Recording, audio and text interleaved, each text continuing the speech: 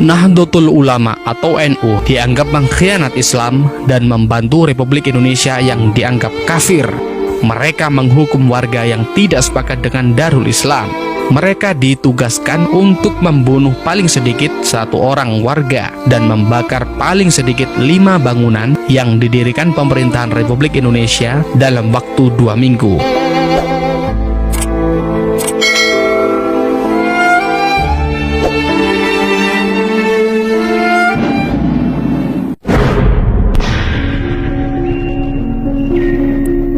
Sepulang dari Bandung menuju Jakarta, Kiai Idham Khalid, Ketua 1 PBNU, menginap di Puncak. Tiba-tiba, gerombolan DITII menembakinya dari arah perbukitan.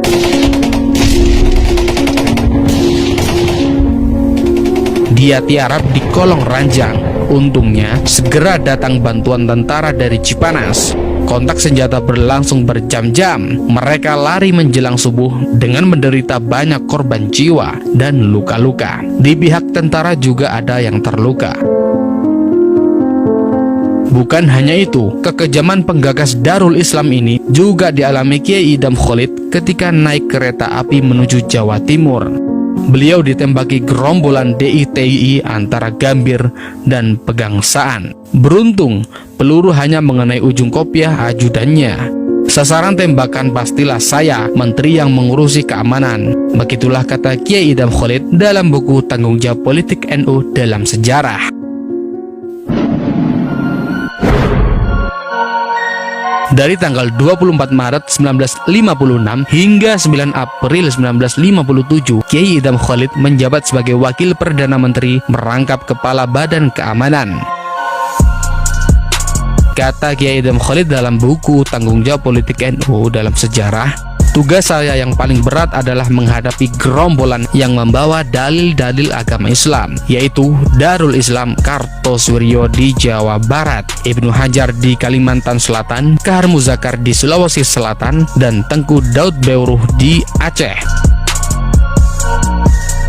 Menurut Kiai Idham Khalid, DITII, sang penggagas Darul Islam ini merugikan umat Islam.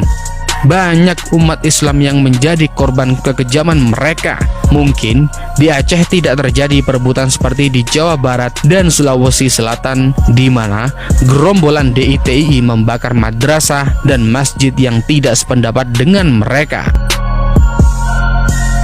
NU pun masih dianggap sebagai mengkhianat Islam karena keluar dari Masumi, juga dianggap musuh utama DITII. Mereka menganggap NU membantu Republik Indonesia kafir atau RIK.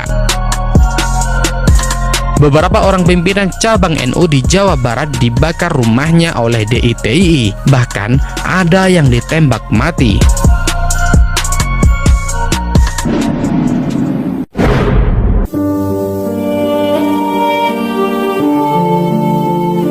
Sejarawan Cornelis van Dyk mengungkapkan bahwa pada bulan Juli 1953, DITII melancarkan aksi serentak. Komandan DITII di Ciamis Selatan, Ucet Effendi, memerintahkan pasukannya meningkatkan aksi untuk mengacaukan musuh. Mereka melakukan tindakan apapun untuk membuat kekacauan.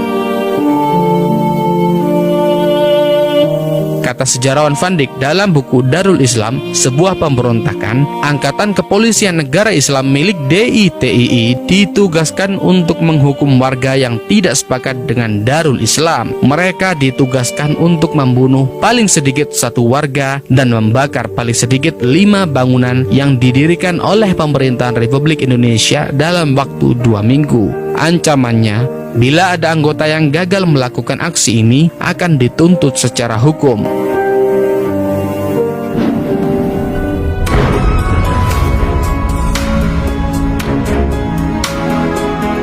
Dalam menghadapi DITII, Kiai Idham Khalid melibatkan para kiai-kiai atau ulama. Beliau membentuk KPK atau Kiai-Kiai Pembantu Keamanan yang diketuai oleh Kiai Haji Muslih dari Jakarta.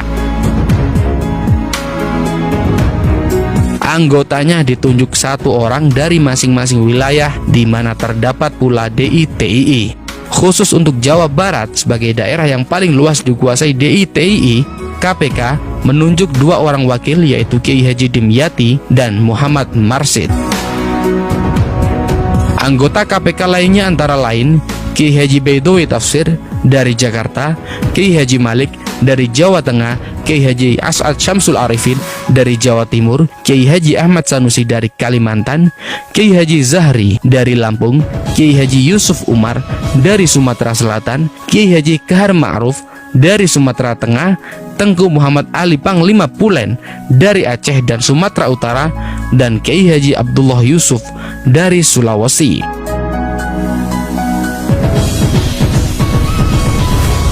Mereka dengan sungguh-sungguh melaksanakan panggilan kewajibannya sebagai seorang Islam dan warga negara untuk berbicara dengan rakyat tentang kesadaran mematuhi ajaran agama dan hidup bernegara. Mereka melakukan kegiatannya melalui pengajian atau kegiatan lainnya.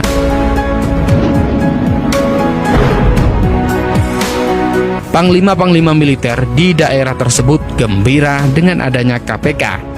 Dalam setiap peninjauan maupun operasi militer, mereka selalu mengikut sertakan KPK. Di daerah yang berhasil dikuasai, sang kiai memberikan ceramah kepada rakyat.